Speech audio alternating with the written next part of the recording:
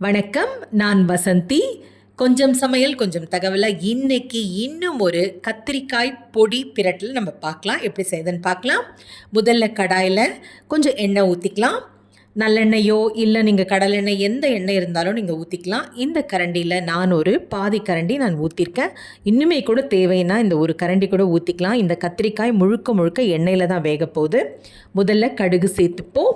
ரொம்ப சுலபமாக செய்யக்கூடியது.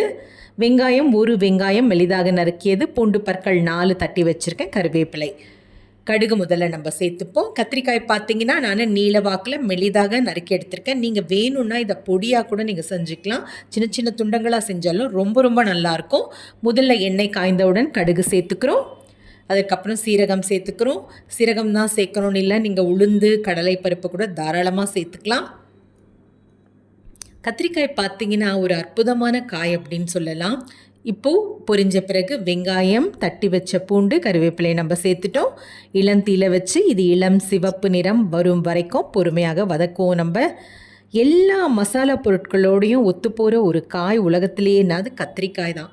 சாம்பார் வச்சாலும் நல்லாயிருக்கும், ஒரு காரக்குழம்பு வச்சாலும் நல்லாயிருக்கும், பொரியல் என்ன மாதிரி விதவிதமாக செஞ்சாலும் நமக்கு ரொம்ப நல்லா இருக்கிறது இந்த கத்திரிக்காய் தான். நல்லா வதங்கிட்ட பிறகு நல்லா அலசிட்டு கத்திரிக்காயை நான் நறுக்கி எடுத்திருக்கேன். நல்லா தண்ணி பிழிஞ்சிட்டு இந்த கத்திரிக்காயை சேர்த்துப்போம். தண்ணியே சேர்க்காம நான் இந்த எண்ணெயிலேயே இந்த கத்திரிக்காய் மெலிதாக நம்ம நறுக்கியிருக்கோம். நான் எடுத்துருக்கிறது முள் கத்திரிக்காய். உங்களுக்கு என்ன கத்திரிக்காய் விருப்பமோ அதை எடுத்துக்கோங்க. நல்லா கலந்து விட்டு கொஞ்சம் நேரம் கத்திரிக்காய் வதங்கட்டும். எண்ணெய் இன்னுமே கூட நீங்கள் அரைக்கரண்டி தாராளமாக சேர்க்கலாம். ரொம்ப ரொம்ப சுவையாக இருக்கும் எண்ணெய் இருந்ததுன்னா. மூடி போட்டு கொஞ்சம் நேரம் வதக்குவோம். வதங்கின பிறகு நம்ம இப்போ மிளகாய் தனியா கலந்த தூள் ஒரு அரை தேக்கரண்டி தான் நான் சேர்க்க போகிறேன். பாருங்கள், அரை தேக்கரண்டிக்கும் குறைவாக சேர்க்க போகிறோம். ஏன்னா இதில் நம்ம ஒரு பொடி சேர்க்க போகிறோம். அந்த பொடி என்னென்னா நம்ம பருப்பு, ஆந்திரா பருப்பு பொடின்னு மஞ்சள் தூள் கொஞ்சம் சேர்த்துருக்கேன். உப்பு கொஞ்சம் சேர்த்துக்கலாம். தூளுப்பு தான் சேர்த்துருக்கேன், ஏன்னா நம்ம தண்ணி சேர்க்க போகிறதில்ல இல்லையா, அதனால் தூளுப்பு சேர்த்துருக்கேன். நல்லா கலக்கி விட்டு மூடி வைப்போம்.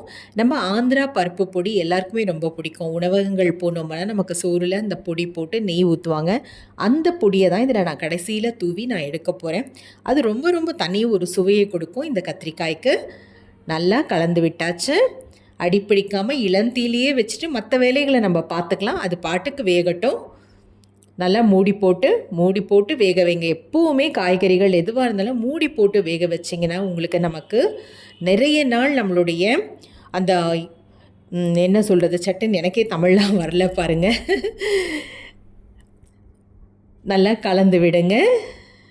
எரிவாயு, இப்போ எனக்கே நிறைய ஆங்கில வார்த்தைகள் நம்ம உபயோகிக்கிறதுல தமிழ் மறந்து போகுது. எரிவாயு நமக்கு ரொம்ப நாள் நமக்கு வரும், நல்ல சேமிப்பாகும். பொருட்களும் நமக்கு உணவுப் பொருட்களும் சாப்பிட சுவையாக இருக்கும். பருப்பு பொடி பாருங்கள் வெந்துடுச்சு. இப்போ இந்த பருப்பு பொடி நல்ல ஒரு தேக்கரண்டி நிறைய, இப்போ நான் ஒரு கலக்கிறேன் இல்லையா, அந்த தேக்கரண்டியில் முழு தேக்கரண்டி நம்ம சேர்த்துக்கலாம் பருப்பு பொடி. உப்பு பார்த்து சேர்த்துக்கோங்க. கடைசியில் போரில் இன்னுமே கொஞ்சம் பருப்பு பொடி நான் சேர்க்குறேன். நான் இன்னுமே கூட சேர்க்கலாம் பாருங்கள், இன்னும் சேர்த்துருக்கேன். நல்லா கலந்து விட்டு நமக்கு தேவைன்னா நம்ம சேர்த்துக்கலாம். மறக்காமல் என்னுடைய காணொலியை பதிவு பண்ணுங்கள். பக்கத்தில் இருக்க மணி மீது அழுத்துங்கள். இது ஒரு சாம்பார், குருமா எல்லாத்துக்குமே ஒரு இணையாக இருக்கும். மீண்டும் சந்திப்போம். நன்றி, வணக்கம்.